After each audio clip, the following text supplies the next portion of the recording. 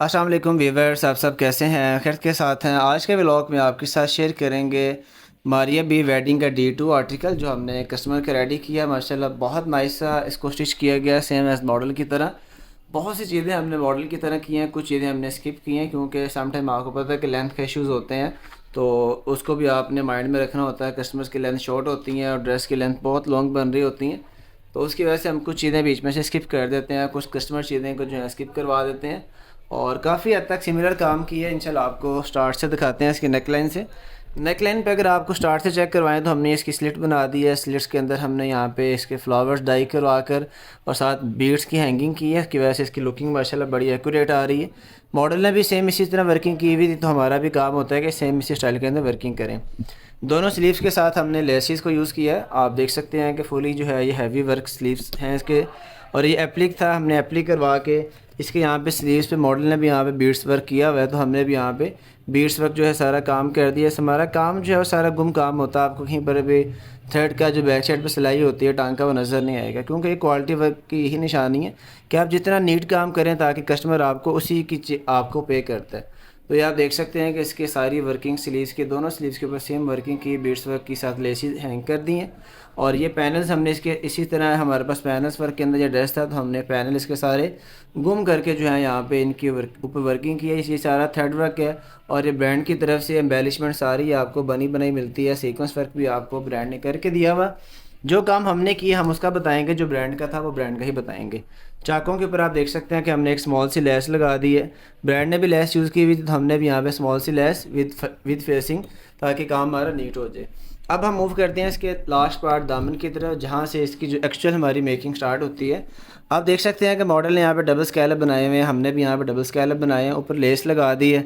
अब ये देखें, लेस की हमने सबसे बड़ी जो हमारी वर्किंग थी, हमारा सारा काम गुम है। बैक साइड पे फेसिंग लगा दी, जितना भी काम किया सारा गुम काम किया। फिर ये आप देख सकते हैं कि जी हमने ऑर्गेन्जा के स्कैलप बना के इसके अंदर फ्यूजिंग भी जो है वो ऐड की हुई है। फ्यूजिंग इसलिए ऐड करते हैं ताकि आपके जो आपके ये जो कट वर्क हैं इनकी थोड़ी सी इनके अंदर हार्डनेस हो जाए, क्योंकि विदाउट ऑर्गेन्जा इनकी लुकिंग बहुत ही लाइट होती है, वेट होता है, तो वो फिर जब आप वॉश करते हैं तो ख़राब होने के चांसेस होते हैं। तो हम इसके अंदर फ्यूजिंग ऐड करवाते हैं। ब्रांड का कोई पता नहीं है, आई थिंक उसने फ्यूजिंग मेरे ख्याल से ऐड नहीं की हुई। हमने फ्यूजिंग ऐड की है, बिल्कुल लाइट वेट होती है, सिर्फ आपको एक स्पॉट देती है आपके कट वर्क के अंदर जो आप बनाते हैं इसको। बैक साइड के ऊपर भी हमने सेम वही वर्क किया है जो फ्रंट के ऊपर कट वर्क बनाए थे, तो बैक के ऊपर भी हमने बना दिए हैं। लेसिस हमने बैक साइड के चाकों के ऊपर भी लगाई हैं, फ्रंट के ऊपर भी लगा दी हैं। तो ये आप देख सकते हैं माशाल्लाह बड़ा एक नाइस सा वर्क हुआ हुआ है, और ये सारी इसी की वजह से हमारी जो है लुकिंग आ रही है जब हमने ये सारा काम इसके ऊपर आपको करके दिखाया है।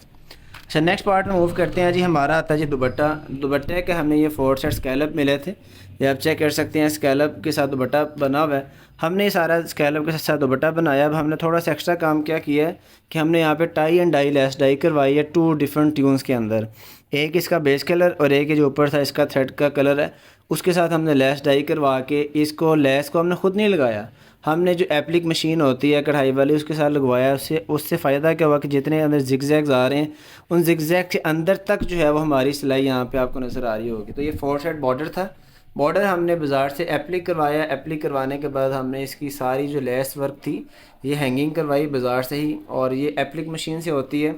और ये लेसिस लगाने से लुकिंग जो है माशाल्लाह बड़ी इसकी नाइस लुकिंग आ गई। बीड्स वर्क इसलिए नहीं किया कि एक तो पहले इसके ऊपर बहुत ज़्यादा वेटेड दुपट्टा है और शर्ट के ऊपर भी इतने ज़्यादा बीड्स हैं, तो इतने ज़्यादा बीड्स जो है वो आपको फिर तंग भी करते हैं, आपने इसको कैरी भी करना होता है। तो ये आप देख सकते हैं सारी हमारी वर्किंग।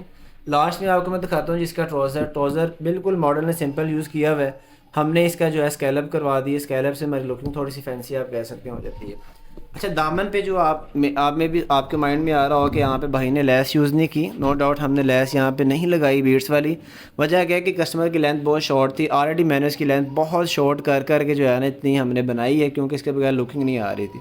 तो कुछ चीज़ें हमें स्किप करनी पड़ती है लेंथ को माइंड में रख के, कुछ चीज़ें कस्टमर स्किप करवा देते हैं, कुछ चीज़ें जो है वो ब्रांड नहीं लगाता। तो हमें जो हम हमारी कोशिश होती है कि हम मैक्सिमम अच्छा आर्टिकल बनाएं कि कस्टमर के लिए जो है वेयर करना थोड़ा सा इजी हो और उसने वेयर किया हो और लुकिंग नाइस निकले। तो आपके सामने ये आर्टिकल D2 बहुत हिट कोर था टाई एंड डाई की वजह से। इसके नीचे जो लाइनिंग है आपको मैं वो इसको मैं इसका बताना भूल गया हूँ कि लाइनिंग आपको ब्रांड ने दी हुई थी टाई एंड डाई के साथ, इसीलिए इसकी लुकिंग माशाल्लाह बड़ी एलिगेंट से लुकिंग है। टाई एंड डाई ऊपर ब्लू का कलर है, नीचे थोड़ा सा आप देखेंगे तो ग्रे स्किन साइज जो कलर होता है वो आपको कलर मिलता है। ब्लू और ग्रे का जो कंट्रास्ट है उसी के साथ इस पूरे सूट की लुकिंग आ रही है।